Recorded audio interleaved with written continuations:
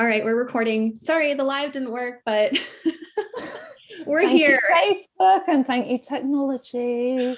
Oh my God. Thank you, Facebook. Thank you, technology. Thank you, all the things. Well, anyway, thank you, Sarah, so much for doing this for me. I feel like, out in the world, we see people talking about people hitting numbers and this, that, and the other. And it's like, well, who are these people behind the stories and behind the testimonials and behind the little clips and the graphics?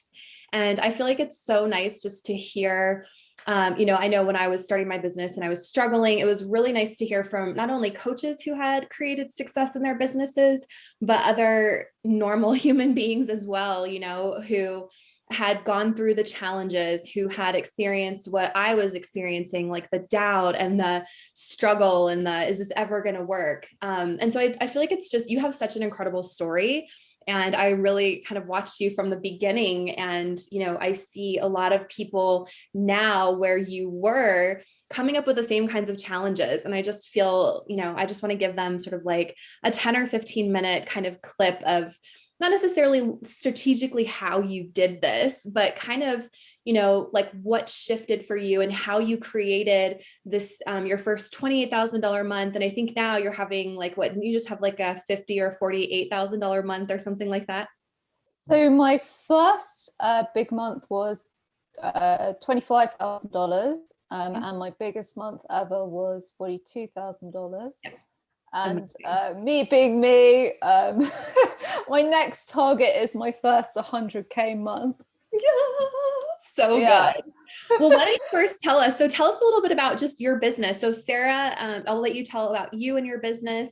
Sara and I worked together. Her business was just brand new. She had earned $8,000 essentially in her first year. And then we started coaching together. And I don't know, fast forward, like 18 months or 2 years later, maybe even now, Sara's actually coaching for me as well and alongside me in Soul Business Accelerator, just to share her wisdom. But why don't you tell them just a little bit about your business and what you do? Yeah, so I'm going to share more about the journey, and there's a point in that because I changed niche partway through that journey. And that was actually whilst I was working with you. Midway through working with you, I went in a completely different direction. So basically, I came across transformational coaching and, something just clicked for me. I was like, this is the kind of work I want to do in the world. I want to really learn more about the internal environment. So, I learned about neuroscience, emotional intelligence, coaching. This is over the 2 years I've been doing this. And, it was just fascinating to me. So I just started it out as an experiment because I was like, I don't know if I'm going to be any good at this. Let's just see. Let's give it a go. And that was the first few months of my business, and I got to 10,000 pounds, so whatever that is in dollars, $15,000, whatever, in a very short space of time. So in a few months. And then that was my first year. So that was the income in my first year. Basically, during the first year after the initial few months, that's when the struggles started coming in. So when I came to you, I was like, okay, I started out a certain way, but I know I want to think more strategically about marketing and all of that jazz. And this is what I want to do. This is who I want to work with. And actually, the biggest thing that happened whilst I was working with you is having the courage to change my direction partway through. So I started off just generally doing transformational coaching, doing career coaching, because that was what felt easy and natural to me. But just because something feels easy and natural does not mean that it's really the right thing. And I was always like, oh, I want to do leadership and exec coaching, but I just fannied around. I fannied around for years because I was like, oh, I don't know I can do this. It's so scary. Yeah. And like total imposter syndrome, right? Yeah, totally imposter syndrome. And one of the key breakthroughs I had with you was my mission in life is to create a new paradigm of leadership, a new way of leadership and to bring that into the world and to impact people through that. And that was really the big scary mission that I got to. And I wouldn't have got there but for the struggles I faced before. So if everything had worked hunky-dory, if, you know, I just sort of got caught up in what I was doing, then I wouldn't have discovered that mission. So whereas a lot of coaches I feel might have been like, oh, why are you going to start again? Or is this too big for you? You were just like, hell yeah, this feels right. Let's just repivot and go in that direction. And as soon as I fully committed to that, that's when the magic happened. And to be perfectly blunt, I went through a lot of crap before that. So I had months of no income at all, where it felt like nothing was working. I was doing workshops, I was generating leads, but the people were just like, oh. Yeah, like a lot of just time wasters and a lot of no's. Like you heard so many no's, and so many. We all do. I did too in the beginning. I don't talk about it as much as I probably should, but like we hear so many no's, right? Yes. And, you know, again, this needs a shift in perception because every no takes you closer to a yes. Or alternatively, it is pointing to something that is not quite right yet. But if you can work out and develop awareness around what is not quite right, so whether that looks like changing, pivoting to something else, or it means that you need to be more discerning about who you take on a call, or you need to improve your sales process, whatever it is, you will only get to know that if you consistently practice and experience that. So just being okay with that rejection is really important. And, you know, I'm quite honest as well that sort of mid-summer last year, I think it was just after I'd finished working with you, probably because we weren't working together anymore, but I went sort of really down a downward mental spiral. It was middle of COVID as well. So, I mean, yeah, we did a few things working against us last summer. Yeah, a little bit. But, you know, I made a commitment to myself to work through it, to lean into my pain, to feel the mental discomfort, because I felt intuitively that this was the only way that things were ever going to take off and fly. And lo and behold, August last year, that's when they did. And that was my first 25K month. And to put that into context, I had not earned anything from coaching for months. So what do you think? Now that's like, actually, I love that, because that is so typical of what happens, because you're like, we don't realize that it's the consistency and it's the showing up and it's the planting seeds and it's the constant movement. It's the little tiny baby steps. It's the doing things every day, even when we're seeing no results, that are getting us closer to where we actually want to be. Right. And it's like, that happens all the time. It was the same thing with me. It was like 6 or 8 months of fucking nothing. And then all of a sudden I was 5K, then 8K, then 10K, then 15K, then 20, 30 months. $30,000 months. It's like, it's literally nothing, like crickets to just explosion. So like, what do you think, Sara, was the difference between, oh, are you frozen? Oh, there we go. You're back. What do you think, Sara, was the difference between like, how do you think you just kind of created that out of nowhere? Was it like a mindset shift? Was it just the fact that you kept going when you were hearing all of the crickets and you were trying different things? Like, what do you think actually made that happen? So it was a combination of things. Mindset was 100% a part of that, for sure. Consistently showing up and not giving up. Yeah. And being sure that the path that I was on was the right one. And it was a hard one. I mean, I hadn't exactly the easiest path in the world, but I was sure it's the right one. And I had to find the right way of consistently showing up for that particular path. And then once I did, I found like a way that really worked for me. And then there was a month where I had I think it was something like 50 no's or something, an insane number of no's. And then August, just something shifted and I had yes after yes after yes. And interestingly, you know, I even sort of started shifting my pricing during that month of August, because I was like, am I pricing myself too low here? Yeah. So I started sort of even incrementally increasing my prices during that period. And then I had numerous other realizations whilst I was on the road, which was I seemed to be working with more entrepreneurs, more established entrepreneurs that had, you know, really fast growing businesses.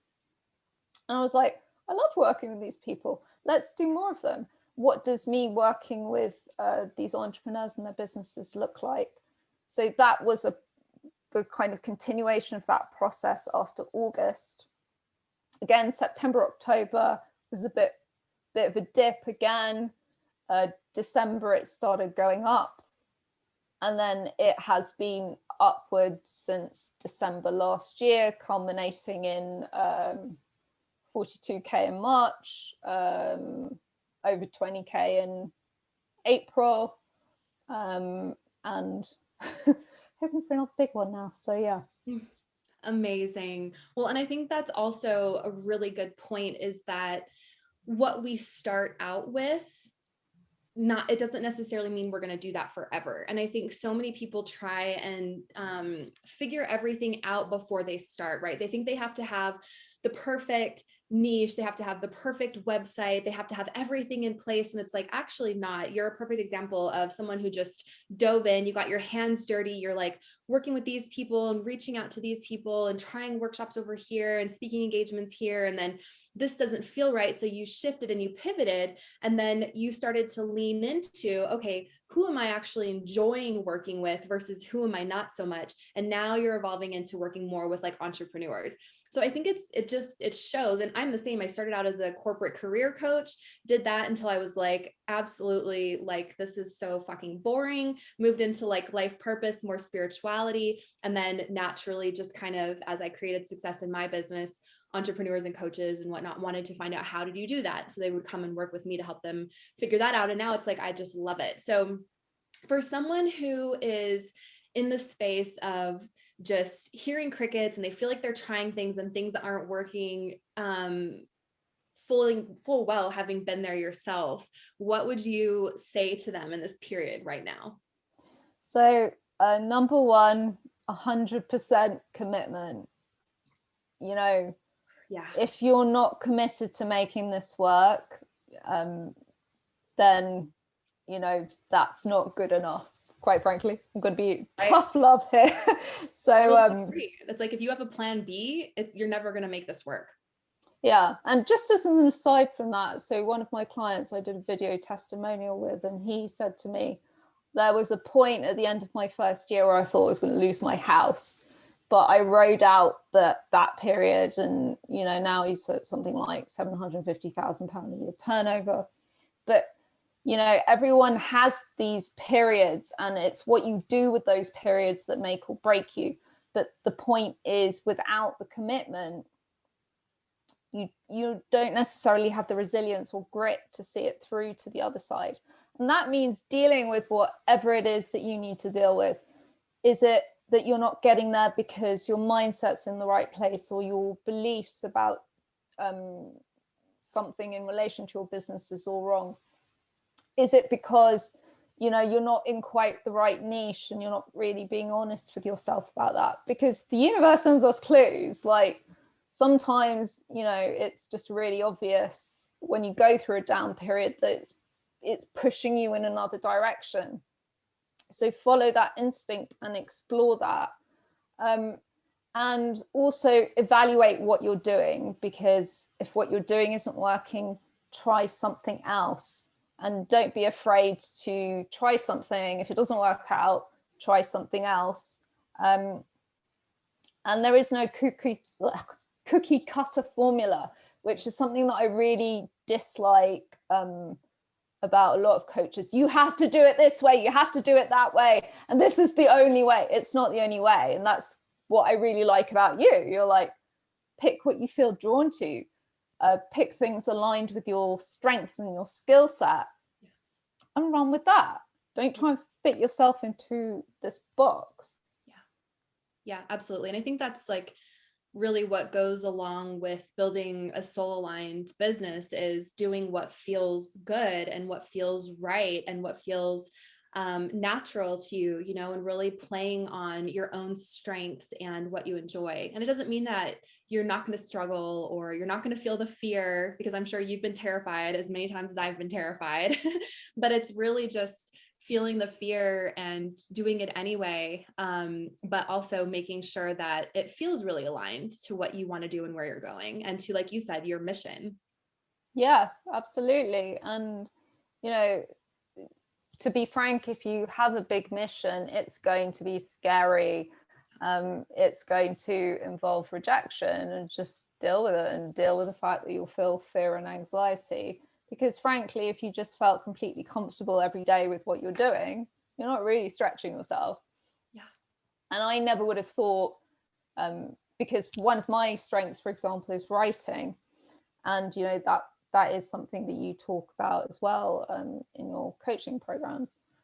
Again, pick writing if you love writing and run with that. And so now I regularly write for Entrepreneur Magazine and the Fast Company. Something I never would have thought was possible for me a year ago at all. And, you know, I get PR companies approaching me every day now being like, hey, can you write about this random person? But I've had some PR companies approaching me to talk about really big companies as well. And I'm like, why do they want to talk to me? I don't know. But you know, this is just to demonstrate how far you can come in a year. Yeah. And during COVID, right? During COVID. Yeah. You had your biggest year ever during COVID. I had my biggest year ever during COVID. I mean, it's definitely that we are not, I mean, it's people are really still investing right now in their businesses. Do you think, I was going to ask you a question. Oh, the other thing too, is I think a lot of times people think that when they're starting a business, they have to be, you know, they like hide behind social media. And, you know, whenever I'm on a call with somebody and I'm like, why are you struggling in your business? What are you doing? How are you trying to grow it?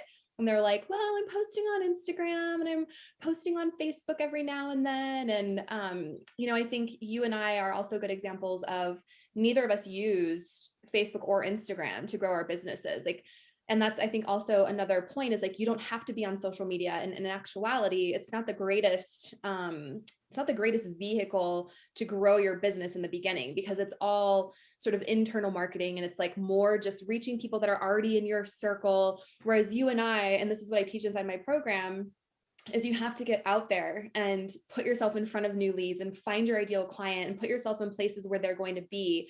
And you really just kind of put on I'm going to be the CEO of this company, and you made decisions from that powerful place. And, you know, how did you get over like the fact that you had to put yourself out there and you had to do reach outs and you had to speak and you had to do workshops and you had to write and get published? How did you kind of just get over the fear of being seen to be able to put yourself out there in such a force, as a force to be reckoned with? So I guess just to put it into context, I've had startups and businesses before, so I was used to rejection, that that was for sure.